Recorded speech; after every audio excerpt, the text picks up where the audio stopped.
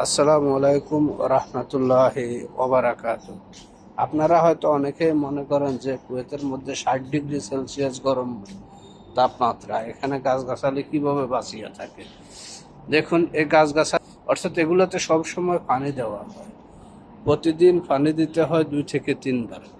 তারপরে এই গাছগাছালিগুলো টিকে থাকে, না হলে এগুলো আরো আগেই মরে যেত।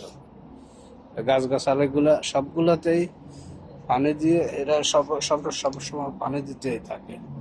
পানি যদি না দিত তাহলে সাথে সাথে গাছগুলো মারা যেত। কত সুন্দর গাছগাছালিগুলো।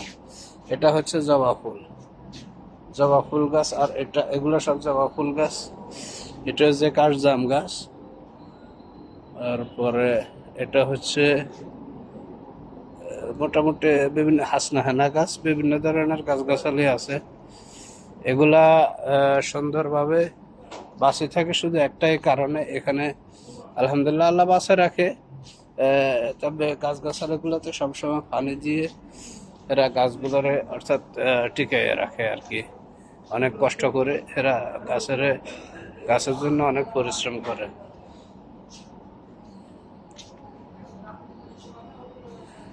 এই হচ্ছে তার একটা দৃশ্য। তাই আমি আপনাদেরকে আসলে দেখাইলাম যে গাছগাছালিগুলা কিভাবে আসলে বাঁচিয়ে থাকে বা কিভাবে মানুষে মোটামুটি সব সময় পানি দেয়।